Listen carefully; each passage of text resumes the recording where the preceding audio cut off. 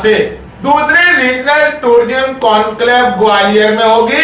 सिंधिया ने इसे रोजगार के बड़ा कदम बताया। मध्य प्रदेश में रीवा के बाद दूसरी रीजनल टूरिज्म कॉन्क्लेव ग्वालियर में होने जा रही, जिसका उद्देश्य अंचल में पर्यटन को बढ़ावा देना है। 29 और 30 अगस्त को होने वाले इस 2 दिवसीय कॉन्क्लेव का आयोजन राजमाता विजयराजे सिंधिया कृषि विश्वविद्यालय के ऑडिटोरियम में होगा। इसमें मुख्यमंत्री डॉक्टर मोहन यादव भी शामिल होंगे। उनकी मौजूदगी में पर्यटन और होटल इंडस्ट्री से जुड़े उद्यमी करोड़ों रुपए के MOU साइन करेंगे। ग्वालियर के बाद कॉन्क्लेव भोपाल में भी आयोजित होगी। केंद्रीय मंत्री ज्योतिरादित्य सिंधिया ने इस आयोजन को क्षेत्र में रोजगार सृजन की दिशा में एक बड़ा कदम बताया। उनका कहना है कि ग्वालियर में क्षमताओं की कोई कमी नहीं है, अब यहाँ एक आधुनिक वातावरण तैयार हो रहा है। उन्होंने प्रधानमंत्री मोदी के नेतृत्व में बने नए अति आधुनिक हवाई अड्डे का जिक्र किया और बताया कि इसी तर्ज पर ग्वालियर रेलवे स्टेशन का भी विकास हो रहा है। सिंधिया के अनुसार पर्यटन के बढ़ने से प्रत्यक्ष और अप्रत्यक्ष रूप से रोजगार के अवसर बढ़ेंगे, जिससे लोगों की आय में भी वृद्धि होगी। उन्होंने कहा कि अब समय आ गया है कि ग्वालियर को पर्यटन के क्षेत्र में एक नई पहचान दिलाई जाए। ग्वालियर में तक से चर्चा के दौरान केंद्रीय मंत्री ज्योतिरादित्य सिंधिया ने कहा, बहुत महत्वपूर्ण है। अभी मैं प्लेन में ही एक व्यक्ति से चर्चा कर रहा था। उन्होंने यात्रा जीनी करके कंपनी की शुरुआत की है और वो भी उत्सुकता से आ रहे थे। खजुराहो के व्यक्ति हैं पर यहाँ आ रहे थे इस कॉन्क्लेव में अपना योगदान देने के लिए। हमारे यहाँ क्षमताओं की कमी नहीं है, आवागमन की कमी थी, आधुनिक एक वातावरण की कमी थी। प्रधानमंत्री जी के नेतृत्व में नया अति आधुनिक हवाई अड्डा हमारा बन चुका है, पूरे राष्ट्र का एक गौरव बन चुका है। ऐसा हवाई अड्डा शायद ही किसी और दूसरे शहर में हमें मिले।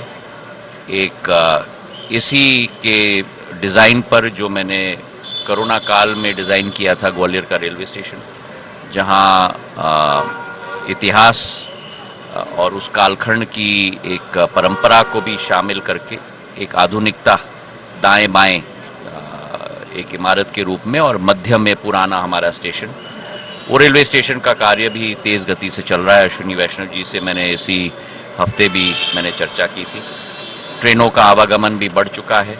आज 3 फ्लाइट साथ में आई हैं, मुंबई की, दिल्ली की और बंगलुरु की।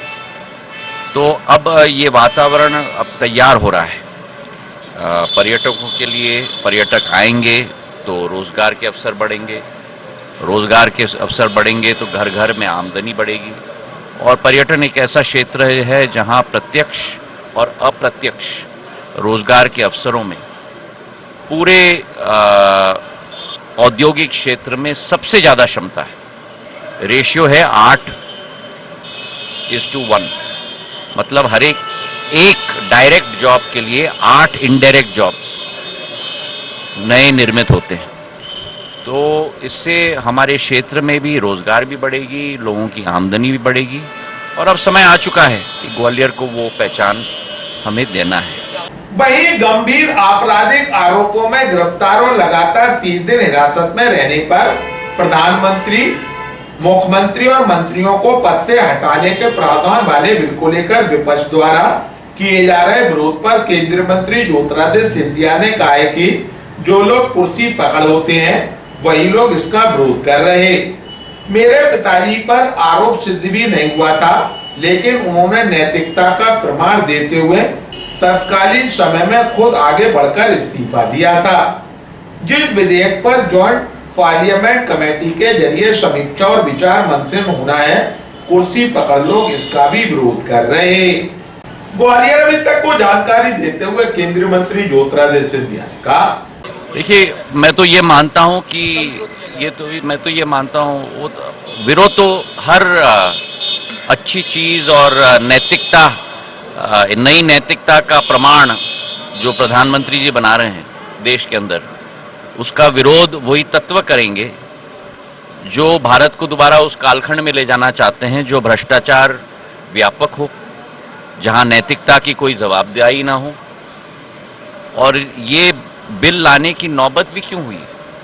क्योंकि ऐसे कई लोग हैं जिनके ऊपर केवल आरोप नहीं लेकिन गलत पाए गए हैं और जेल के सलाखों के पीछे हैं, लेकिन फिर भी कुर्सी पकड़ के रखना है।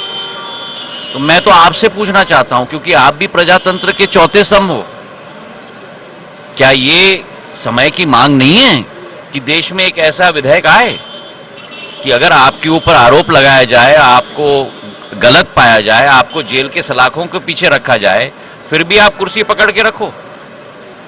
मेरे पूज्य पिताजी ने जब उनके ऊपर आरोप भी सिद्ध नहीं हुए थे, जब उनके ऊपर आरोप लगा था, उन्होंने फौरन त्यागपत्र दिया था। जब सिविल एविएशन में एक दुर्घटना हुई थी, रेलवे में दुर्घटना हुई थी, उन्होंने अपना त्यागपत्र दिया था। तो ये तो हम लोगों का एक नैतिक मूल्य होना चाहिए, और किसी को इसका विरोध क्यों करना चाहिए? सभी को इसका समर्थन करना चाहिए। जो लोग विरोध कर रहे हैं वो केवल कुर्सी पकड़ की श्रृंखला में आते हैं, और अगर इनकी मानसिकता ये है तो शायद जनता ने जो उनको बार बार सबक सिखाई है उससे भी वे जागे नहीं है और अभी भी कुंभकर्ण की नींद सो रहे हैं। तो अब ये विधेयक के आधार पर एक नई नैतिकता का प्रमाण पूरे देश में रखा जाएगा।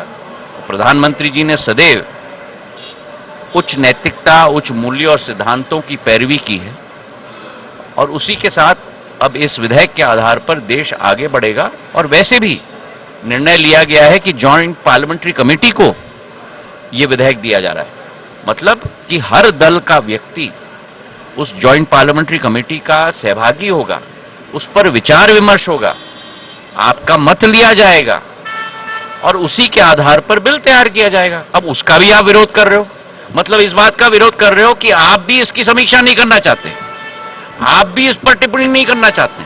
तो प्रजा